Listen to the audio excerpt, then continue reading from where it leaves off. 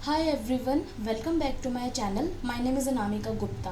Guys, आज के video में हम टॉप 10 इंटरव्यू क्वेश्चंस पढ़ने वाले हैं। जब आप किसी इंटरव्यू के लिए जाते हो, चाहे आप वो फील्ड जॉब के लिए जाओ, साइट विजिट के लिए, इंटरव्यू के लिए जाओ, तो उन सब में ये क्वेश्चंस बहुत ज़्यादा पूछे जाते हैं। एंड हर एक सिविल इंजीनियर को जो ग्रेजुएट हो चुके हैं या फिर जो स्टूडेंट्स हैं अभी, उन सबको इन क्वेश्चंस के बारे में पता होना बहुत ज़्यादा ज़रूरी है।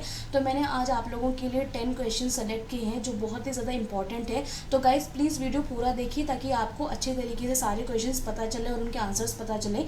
चलिए वीडियो स्टार्ट करते हैं। तो हमारा फर्स्ट क्वेश्चन है, व्हाट इज़ फ्लैशिंग। देखिए, जब हमारे कभी कभी छतों पे से पानी आना स्टार्ट हो जाता है, वाटर सीपिंग करना स्टार्ट कर देता है, उस कंडीशन में हम क्या करते हैं, उस क्रैक्स को फिल करने के लिए हम कंक्रीट का यूज़ करते हैं, सीमेंट पेस्ट यूज़ करते हैं, कंक्रीट पैनल्स बना देते हैं। तो वो जो होल प्रोसीजर होता है उसे हम क्या बोलते हैं, फ्लैशिंग बोलते हैं। ठीक है। नेक्स्ट क्वेश्चन है, what is the ratio of M20 and M40। तो देखिए गाइज, मैं इसके ऊपर एक पहले वीडियो बना चुकी हूँ जिसमें मैंने आपको बताया था कि ये जो रेशियो होते हैं सीमेंट कंक्रीट के, वो किस तरीके से वेरी करते हैं। ठीक है। तो M30 तक तो हमारा नॉमिनल मिक्सेस चलता है, उसके बाद हमारे डिज़ाइन मिक्सेस स्टार्ट हो जाते हैं। ठीक है। तो जो M20 है उसका रेशियो जो रहता है वो हमेशा रहता है 1:1.5:3। एंड वेयर इज M40, ये जो M40 है इसका ये जो रेशियो रहता है वो 1:1.3:2.1 रहता है। ठीक है। जनरली ये कहीं पे दिया नहीं होता है क्योंकि हम जो डिज़ाइन मिक्स बनाते हैं वो बेसिकली डिपेंड करते हैं स्ट्रक्चर के टाइप पे, उसके साइज़ पे और उस पर पड़ने वाले लोडिंग पे। ठीक है। तो ये जो डिज़ाइन मिक्स तैयार होते हैं वो स्ट्रक्चर को देख के तैयार किए जाते हैं, लेकिन फिर भी जनरली जो हम M40 का जो वेटेज रखते हैं, जो डिज़ाइन मिक्स रखते हैं, वो हमेशा इसी रेंज में रखते हैं, विच इज़ 1:1.3:2.1। ठीक है। आई होप आपको डिफरेंस क्लियर हो गया होगा।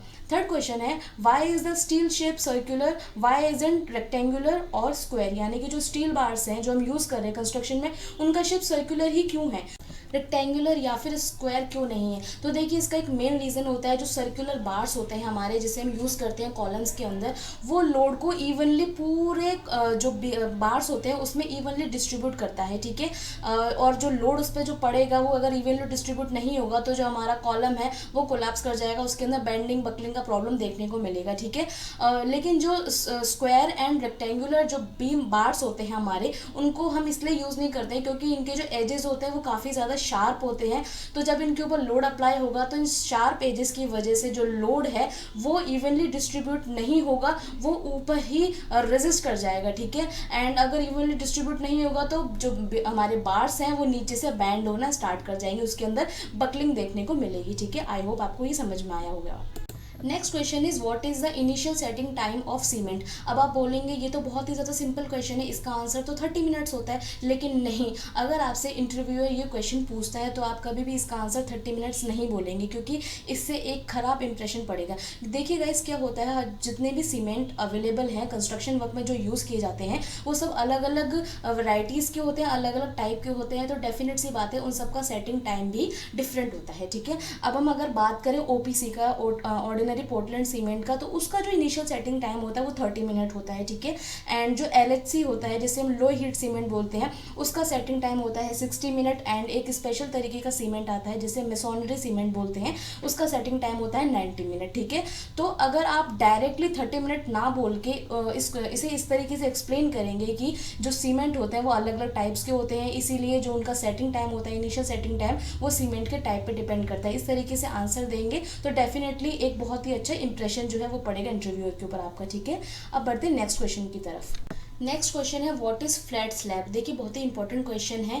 आई नो आप में से बहुत से लोगों को नहीं पता होगा फ्लैट स्लैब क्या होती है। तो देखिए, जब आपने देखा होगा जो रेजिडेंशियल बिल्डिंग्स होती है, जो अपार्टमेंट्स होते हैं, वहाँ पे जो पार्किंग एरिया होता है, वहाँ पे आपने देखा होगा एक बहुत ही ज़्यादा वास्ट एरिया होता है जहाँ पे बहुत सारे कॉलम लगे होते हैं और उन कॉलम को एक सिंगल स्लैब सपोर्ट कर रही होती है। ठीक है। और वो जो सिंगल स्लैब होती है उसे हम बोलते हैं फ्लैट स्लैब। ठीक है। जनरली ये जो फ्लैट स्लैब होती है ये बीम नहीं होती, बीम की कैटेगरी में नहीं आती है। इनका यूज़ सिर्फ कॉलम को सपोर्ट देने के लिए करते हैं, हम स्टेबिलिटी प्रोवाइड करने के लिए करते हैं। ठीक है। जब मल्टीपल कॉलम्स लगाए जाते हैं एक एरिया में तो उन सबको एक स्लैब से कवर्ड किया जाता है, जो कि उसको सपोर्ट करती है, उससे हम क्या बोलते हैं, फ्लैट स्लैब बोलते हैं। ठीक है। आई होप आपको समझ में आया होगा। ओके, सो हमारा नेक्स्ट क्वेश्चन है, what is the volume of cement bag. Cement bag की क्या वॉल्यूम होती है। ठीक है। तो देखिए गाइज, जो सीमेंट बैग होता है उसकी जो वॉल्यूम होती है वो होती है 0.0347 मीटर क्यूब होती है, ठीक है। तो मीटर क्यूब में होती है 0.0347 क्यूब, एंड जो क्यूबिक फीट होता है उसके अंदर जो उसका वॉल्यूम होता है वो होता है 1.23 क्यूबिक फीट होता है, ठीक है। एंड ये निकालते कैसे हैं, तो इसका बहुत सिंपल सा फॉर्मूला है, इसको हमेशा याद रखिएगा। W weight is equals to volume multiply density, ठीक है। जहाँ पे हमको इसकी वॉल्यूम निकालनी है तो हमें वेट पता है, सीमेंट के एक बैग का जो वेट होता है वो 50 kg होता है, और जो डेंसिटी होती है सीमेंट की वो 1440 होती है। तो इस फॉर्मूले के थ्रू हम जो उसका वॉल्यूम है सीमेंट बैग का वो इजीली निकाल सकते हैं। Okay, so move on to the next question. So हमारा नेक्स्ट क्वेश्चन है what is the weight of steel bar, ठीक है। स्टील बार का वेट हम किस तरीके से निकालते हैं, तो देखिए स्टील बार का वेट निकालने का बहुत सिंपल सा फॉर्मूला होता है, विच इज़ D²L/162.2, ठीक है। यहाँ पे हम सारी वैल्यूज पुट करके इसका वेट निकाल सकते हैं स्टील बार का। डायमीटर में डायमीटर की वैल्यू रख देंगे, एंड इसकी जो लेंथ है स्पैन की वहाँ पे उसकी स्पैन की लेंथ रख देंगे, ठीक है। इस तरीके से हम स्टील बार का वेट निकाल सकते हैं, ठीक है। नेक्स्ट क्वेश्चन है डाडो इज यूजुअली प्रोवाइडेड इन, डाडो किसके अंदर प्रोवाइड करवाया जाता है। तो पहले तो मैं आपको बता दूं डाडो होता क्या है। देखिए आप सबने सिल पढ़ा होगा, सिल क्या होता है, सिल जो होता है वो किसी भी बॉल का सबसे लोअर पोर्शन होता है, ठीक है, उसे हम सिल बोलते हैं। एंड ये जो डाडो होता है वो वेस्ट हाइट से लेकर सिल के ऊपर एरिया तक जो पोर्शन प्रोवाइड करवाया जाता है जिसे डेकोरेटिंग पर्पस के लिए यूज करते हैं, that is called dado. And generally इसे हम बाथरूम में प्रोवाइड करवाते हैं। जब आपने देखा होगा जो लोअर पोर्शन में टाइल्स लगी रहती है बाथरूम के अंदर, वो होता है पोर्शन जिसे हम बोलते हैं डाडो, ठीक है। आई होप आपको समझ में आया होगा डाडो क्या होता है। Next question is why foundation are placed below ground level, foundation ground level के नीचे ही क्यों प्लेस किए जाते हैं। बहुत ही सिंपल सा क्वेश्चन है। फाउंडेशन जो होते हैं वो ग्राउंड लेवल के नीचे इसलिए प्लेस किए जाते हैं ताकि जो स्ट्रक्चर है उसकी स्टेबिलिटी को इंक्रीज किया जा सके, ठीक है। क्योंकि अगर आप इतना बड़ा कंस्ट्रक्शन करोगे तो उतना ही पार्ट हमको जमीन के नीचे भी कंस्ट्रक्ट करना पड़ेगा, जिससे कि क्या होगा, स्ट्रक्चर के ऊपर सारे जो लोड लगेंगे उन सबको रेजिस्ट करने के लिए एक हैवी फाउंडेशन का होना बहुत ज़्यादा ज़रूरी है। तो अगर सिंपल वर्ड में बोले तो स्ट्रक्चर की स्टेबिलिटी को इंक्रीज करने के लिए हम हमेशा ग्राउंड लेवल के नीचे ही फाउंडेशन कंस्ट्रक्ट करते हैं, ठीक है। Next question. So the last question is the under surface of N arch is called. तो देखिए आर्च की जो अंडर सरफेस होती है उसके कई सारे पार्ट होते हैं, ठीक है। एंड जो अंडर सरफेस होती है उसे हम बोलते हैं सोफिट, ठीक है। मैंने इसके ऊपर एक सेपरेट वीडियो बनाया हुआ है, difference between arches and lintels, आप मेरे चैनल पे जाके चेक कर सकते हैं।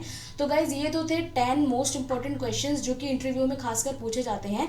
आई होप आपको काफ़ी अच्छा लगा होगा वीडियो, काफ़ी कुछ सीखने को मिला होगा। अगर वीडियो अच्छा लगे तो प्लीज़ इसे लाइक कीजिए, अपने फ्रेंड्स के साथ शेयर जरूर कीजिए अगर वीडियो यूजफुल लगे तो, एंड मेरे चैनल को सब्सक्राइब करना ना भूलिए। मैं मिलूंगी आपसे अपने अगले वीडियो में। Till then take care, bye, thanks for watching.